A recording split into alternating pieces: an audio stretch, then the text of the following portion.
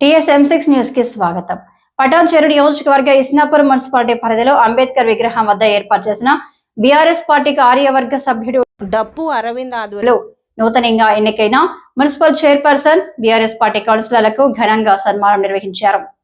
ఈ కార్యక్రమానికి ముఖ్య అతిథిగా బీఆర్ఎస్ పార్టీ సీనియర్ నాయకుడు గడిల శ్రీకాంత్ గౌడ్, మున్సిపల్ చైర్మన్ సుమలతా శ్రీకాంత్ ముఖ్య అతిథులుగా విచ్చేశారు. అనంతరం వారు మాట్లాడుతూ ఇస్నాపూర్ మున్సిపాలిటీ పరిధిలో గెలిచిన 12 కౌన్సిలర్లు చాలా మంది యువకులు, విద్యావంతులు, అనుభవాలు, గత సంవత్సరం 3 సంవత్సరాలుగా వార్డు సభ్యులుగా గెలిచిన అనుభవం, రాజకీయంగా అనుభూతితో వ్యక్తులు మంచి మెజారిటీతో గెలిచినందుకు ప్రత్యేక కృతజ్ఞతలు తెలియజేశారు.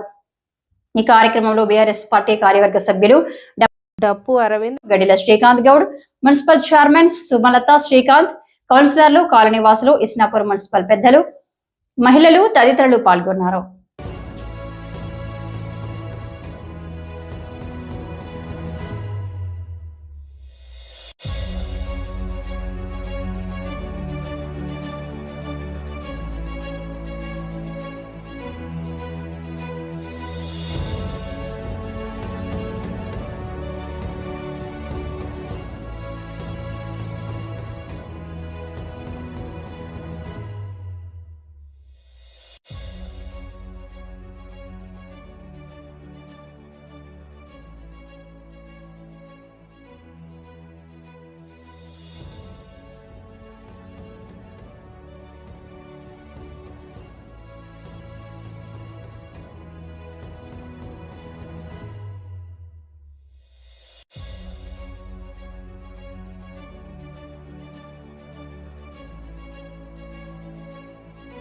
మంచి క్యారెక్టర్ ఉన్న అభివృద్ధికితో ముందుకు పోతున్నటువంటి మంచి నాయకుడు మొట్టి కృష్ణన్న గారు. వాళ్ళ కూడా అంతా కూడా ఆయన గురించి తెలుసు.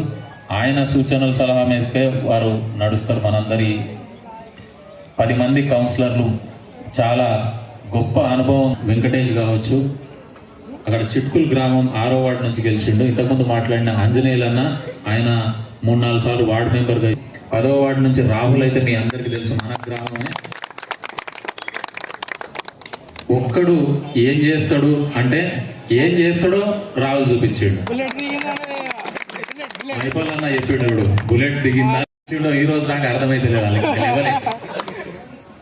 అదేవిధంగా 11వ వార్డు నుంచి మన ఇంతకుముందు ఉప సర్పంచ్ చేస్తుంటే మన ఈశ్వరమ్మ గారు, వారు కూడా చాలా పోరాటం అంటే ఒక అసలు ఎవరు ఊహించని పోరాటం చేసి అక్కడ విజయం సాధించారు.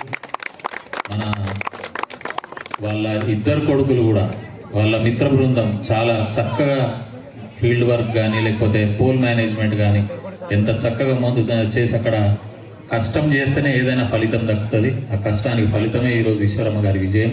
అదేవిధంగా మా కిషోర్ రెడ్డి ఎవరిని ఓడగొట్టిండు గట్టిగా చెప్పాలి. మన శ్రీశైలం అన్న మీద గెలిచిండు, పెద్ద మనిషి మీద.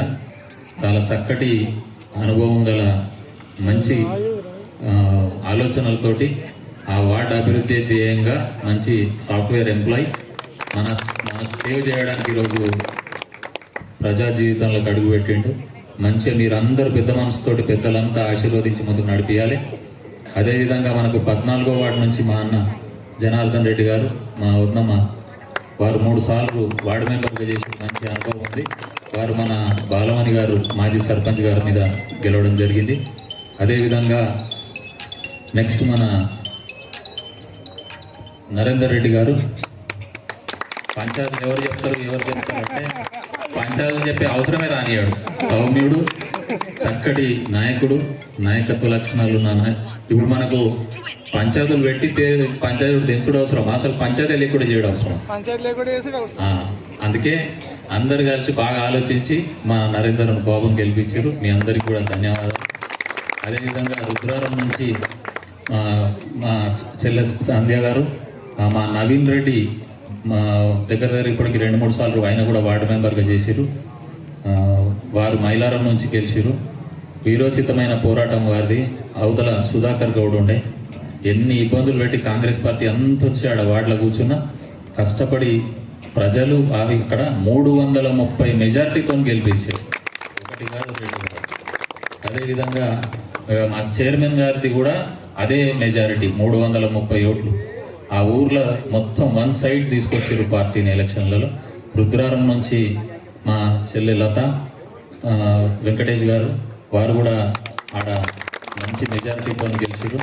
అదేవిధంగా మా రాజు ఇప్పుడే వెహికల్ ప్రాబ్లంతో వెళ్ళిండు. వీళ్ళు గెలిచిన 12 ఇంకొక మహానుభావుడు ఆడ లగ్డారంలో గెలిచినుండే. లగ్డారంలో గెలిచిన రోజే గేట్ కాడికించే చేయి పట్టుకొని చేయబడిపోయాడు. ఎంత దౌర్భాగ్యం అంటే ప్రజలు అంటే ఇలవడ్డోళ్ళు అట్లాంటి వాళ్ళని మీరంతా కూడా ఒక దృష్టితోటి ఒక కేస్ స్టడీ లాగా తీసుకోవాలి. ప్రజలు ఈరోజు ఏమి ఆలోచన చేసి ఎంత నమ్మి ఒక 3-4 కంటెస్ట్ చేస్తారు. ఆ 3-4కించి మనం ఈయనైతే బాగా మనకు పని చేస్తాడు, 5 ఏళ్ళు మనం ఆ బాధ్యత ఆయన మీద పెట్టొచ్చు అని ఓటేస్తే గెలిచి గేట్కించి చక్కగా కారు మీద గెలిచి చెయ్యల్లో కారెక్కిడు. ఎంత అపహాస్యం చేసిండు అనేది రోజు ఆయన చూసి తెలుసుకోవచ్చు. ఈరోజు చాలా మంది పేపర్ స్టేట్మెంట్లు, టీవీ స్టేట్మెంట్లు గందరగోళం సృష్టిస్తూ ఉన్నారు. యువకులు పెద్దలు గమనించాలి. బీసీ బిడ్డ అని. ఇప్పుడు మా చెల్లె కూడా బీసీ బిడ్డనే.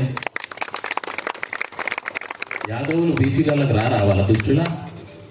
వీరేశమన్న పెద్దలు మీరు చెప్పాలి, యాదవులు బీసీలకు రారా? మా కృష్ణన్న యాదవ్ ఎందుకు వస్తాడు?